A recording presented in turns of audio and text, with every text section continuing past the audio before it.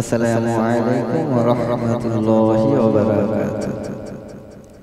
আজকে যে গজলটি গাইব সেই গজলটি হচ্ছে এক নবী প্রেমিক যে বলছে, আমি তোমার প্রেমের ভিখারি ইয়া রাসূলুল্লাহ,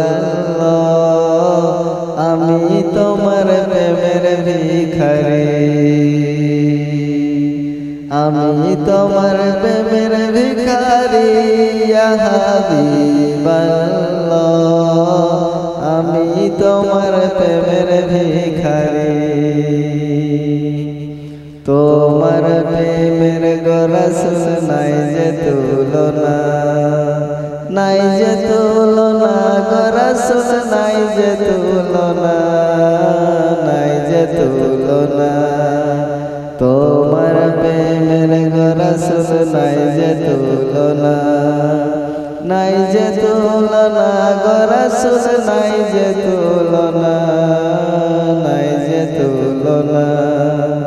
তোমার প্রেমে জিন্দা হইল, তোমার প্রেমে জিন্দা হইল উসমানে হান্নানা ইয়া রাসূলুল্লাহ, আমি তোমার প্রেমের ভিখারি ইয়া হাবিবাল্লাহ, আমি তোমার প্রেমের ভিখারি। এখানে বলা হচ্ছে যে তোমার প্রেমে জিন্দা হইল উসমানে হান্নানা। এখন উসমানে হান্নানা জিনিসটা উসমানে হান্নানা হচ্ছে এমন একটি খেজুর গাছ, খেজুরের ডাল, যেখানে যদি আমি বিস্তারিত যদি বলি, ঘটনা যদি বলি, তাহলে প্রথম দিকে যখন নবীজি জুম্মা পড়াতেন এবং খুতবা দিতেন, সেই সময় সাহাবীদের সংখ্যা কম ছিল। দিন দিন যখন লোক সংখ্যা বাড়তেই থাকলো, তখন শেষ পর্যন্ত নবীজির কথা পৌঁছাতো না। তো সাহাবারা চাইলেন যে একটি উঁচু জায়গার ব্যবস্থা করা হোক, যেখানে নবীজি দাঁড়াবেন, সকলেই দেখতে পাবেন এবং আওয়াজও যেন সকলের কাছে পৌঁছে যায়। তার জন্য তারা কি করলো, যে প্রথম দিকে নবীজি কি করত, ওই খেজুরের একটা ডাল, তার উপরে তিনি বসতেন এবং হেলান দিতেন এবং খুতবা দিতেন। তো যখন এইরকম পরিস্থিতি হলো, তখন সকলের কথা বিচার বিবেচনা করে তিনি কি করলেন, ওই আমাদের যেরকম এখন মসজিদের মধ্যে থাকে ধাপ করা থাকে, সেরকম কাঠ দিয়ে ধাপ করা জন্য সাহাবীরা কাঠমিস্ত্রিকে বললেন এবং সেই মতো ধাপ করে সেখানে রাখা হলো। এবং আগে যে গুড়িটি ছিল, খেজুর গাছটা ছিল, সেই খেজুর গাছটিকে তারা সরিয়ে রাখলো। এখন যখন পরে জুম্মাতে যখন নবীজি খুতবা দিচ্ছেন, সেই সময় দেখছে ফুঁপড়ে ফুঁপড়ে কেউ যেন কাঁদছে, কান্নার শব্দ সব সাহাবা শুনতে পাচ্ছে। অনেকক্ষণ যাবত এইরকম আওয়াজ যখন তীব্র হতে লাগলো, যে কেউ একজন কাঁদছে, কেউ একজন কাঁদছে, কে কাঁদছে, এরকম খোঁজাখুঁজি করতে করতে শেষ পর্যন্ত সাহাবার মধ্যে, সাহাবীদের মধ্যে একজন ছিলেন আনাস রাদিয়াল্লাহু আনহু। তিনি দেখলেন যে ওই গাছের গুড়িটি কান্না করছে এবং অনেকেই আরজি করলো যে কান্না থামাও, কিন্তু কান্না কিছুতেই থামে না। শেষে আমার নবীজি কি করলেন, সেই খুতবা বন্ধ করে এলেন এবং গাছের কাছে দাঁড়ালেন এবং গাছকে আলিঙ্গন করলেন, জড়িয়ে ধরলেন এবং তার গাছের গায়ে হাত বোলালেন।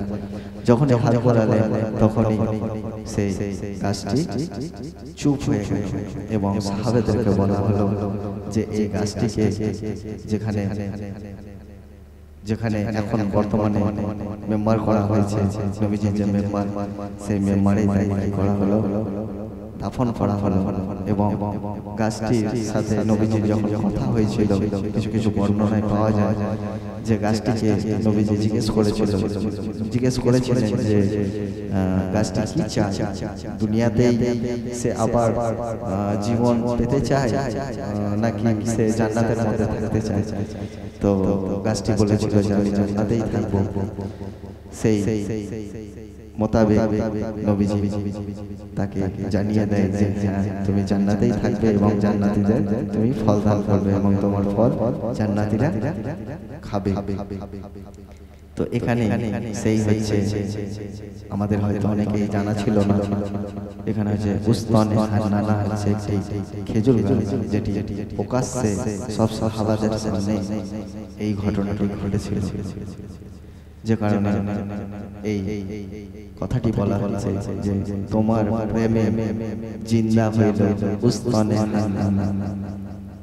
তো কি বলছে, আমি তোমার প্রেমের ভিখারি ইয়া রাসূলুল্লাহ, আমি তোমার প্রেমের ভিখারি, তোমার প্রেমে আমার কলিজা কলিজাঙ্গার গো রাসূল কলিজাঙ্গার, তোমার প্রেমে আমার কলিজাঙ্গার গো রাসূল কলিজাঙ্গার, দেখা দিয়ে শান্ত করো, দেখা দিয়ে শান্ত করো সাকিয়ে কাউসার ইয়া রাসূলুল্লাহ, আমি তোমার প্রেমের ভিখারি ইয়া হাবিবাল্লাহ, আমি তোমার প্রেমের ভিখারি।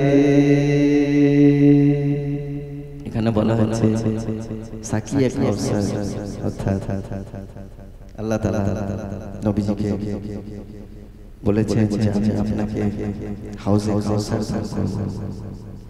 এই হাউজে কাউসারের পানি যে পান করবে তার কোনোদিন পিপাসা হবে না। হাউজে কাউসারের পানি যে গন্ধ, সেই সেন্ট গন্ধ বলা হবে সেন্ট, তো খুশবু যাকে ভালো ভাষায় বলা হয় খুশবু, তো সেই খুশবু হবে যে মিশকের থেকেও খুশবু। আর হাউজে কাউসার মণিমুক্তা স্বর্ণ দিয়ে বাঁধানো থাকবে, আর মধুর থেকে মিষ্টি আর স্বচ্ছ বা সাদা হচ্ছে দুধের থেকেও স্বচ্ছ। আর তারকা রাশি মানে হচ্ছে আকাশে যে তারা সেরকম থাকবে পাত্র, সেই পাত্রের মধ্যে জান্নাতীদেরকে সেই পানি পান করা হবে, যেখানে নবীজি সেই পানি পান করাবে, হাউজে কাউসারের পানি নবীজি পান করাবে। এরপর নবীজি জান্নাতীদেরকে হাউজে কাউসারের পানি পান করাবে। তো আমরাও যেন জান্নাতবাসী হই, সকলেই আমরা দোয়া করব, আল্লাহর কাছে দোয়া করব যেন আল্লাহ তাআলা আমাদেরকে দ্বীনি শিক্ষা দিয়ে দ্বীনি বুঝ দান করে নবীজি এবং আল্লাহর ইবাদতে নবীজির মহব্বতে আমরা যেন জীবন যাপন করি, যে কারণে বলা হচ্ছে নবীজিকে স্মরণ করে আমি তোমার প্রেমের ভিখারি ইয়া রাসূলুল্লাহ, আমি তোমার প্রেমের ভিখারি, হিজাব উঠাও দিদার দেখাও।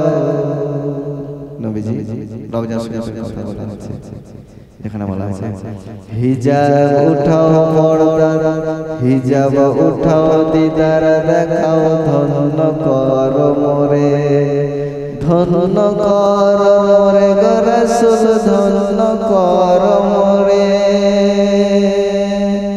হিজাব উঠাও দিদার দেখাও, ধন্য করো মোরে, ধন্য করো মোরে গো রাসূল, ধন্য করো মোরে,